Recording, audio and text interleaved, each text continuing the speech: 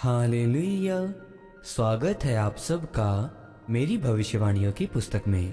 तो आइए हम आज के पवित्र वचन को पढ़ेंगे जो कि परमेश्वर के दास प्रेरित अंकुर यूसुफ नरूला जी के द्वारा लिखा गया है।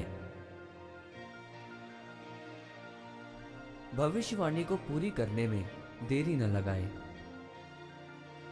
जैसा कि निर्गमन की पुस्तक अध्याय 12 उसकी 41 आयत में लिखा है, और उन 430 वर्षों के बीतने पर ठीक उसी दिन यहोवा की सारी सेना मिस्र देश से निकल गई। मेरे प्रियो, जब इजरायली बंधुआई में थे तो परमेश्वर ने अपने दास अब्राहम को पहले ही बता दिया था कि मैं 400 साल बाद इजरायलियों को आज़ाद कर दूंगा। लेकिन परमेश्वर ने देखा कि इजरायली लोग बढ़ने और फलवंत होने लगे, तो 400 साल बाद परमेश्वर ने उन्हें आज़ाद नहीं किया, क्योंकि इजरायली ये सोचते थे कि परमेश्वर अपने आप ही हमें छुड़ा लेगा, जिसके कारण उन्होंने प्रार्थना नहीं की। वो ये सोचते थे कि हम छूट कर क्या करेंगे, हम मिस्र में ही काम कर लेंगे। लेकिन परमेश्वर ऐसा नहीं चाहता था। परमेश्वर ने उन्हें आरामदायक जीवन से बाहर लाने के लिए दुख देना शुरू कर दिया, क्योंकि जो फिरौन राजा था, परमेश्वर ने उसके मन में इजरायलियों के लिए नफरत पैदा कर दी।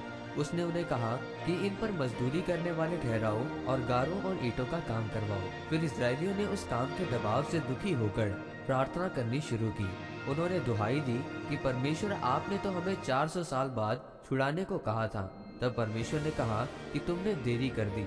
अगर यही प्रार्थना तुम 30 साल पहले करते तो मैं तुम्हें छुड़ा लेता। फिर निर्गमन अध्याय 12 उसकी 40 आयत के अनुसार परमेश्वर ने उन्हें 430 साल बाद मिस्र देश से छुड़ाया।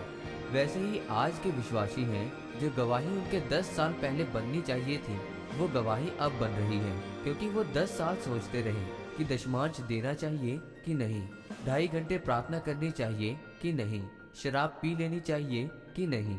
मेरे प्रियो, जब आप दानियल के बारे में पढ़ते हैं तो दानियल पवित्र शास्त्र के साथ जुड़ा हुआ व्यक्ति था।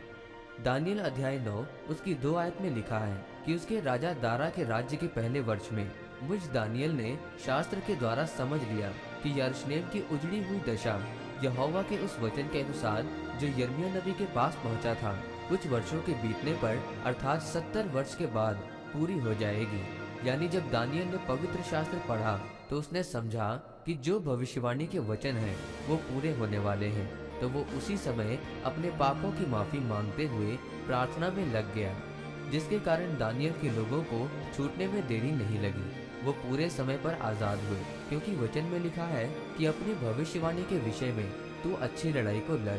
दानियल ने उस भविष्यवाणी को पूरा करने के लिए अच्छी लड़ाई को लड़ा और जीता। लेकिन इजराइल के लोगों ने उस भविष्यवाणी को पूरा होने के लिए लड़ाई को नहीं लड़ा, जिसके कारण वो अपने समय पर नहीं छूट पाए। कई बार परमेश्वर आपको छुटकारा देने के लिए ज्यादा दुख देता है। वो कुछ बीमारियों को आपकी जिंदगी में से नहीं निकालता, क्योंकि परमेश्वर ये जानता है कि जब वो बीमारियां निकल जाएंगी तो आप फिर से पाप में चले जाएंगे और आपकी प्रार्थना का जीवन शून्य हो जाएगा। वो कुछ आंसुओं को आपके जीवन में रहने देता है ताकि आप परमेश्वर के साथ जुड़े रहें। आमीन। आइए इस प्रार्थना को आप मेरे साथ एक मन होकर करें। सर्वशक्तिमान परमेश्वर, इस वचन के लिए मैं आपका धन्यवाद करता हूँ और प्रार्थना करता हूँ कि मैं अपने आराम से बाहर आऊँगा और अपनी भविष्यवाणी के विषय में अच्छी लड़ाई को लड़ूंगा, प्रभु यीशु मसीह के नाम में। आमीन। परमेश्वर आप सबको आज के वचन के ऊपर मनन करने के द्वारा आशीषित करें। आमीन।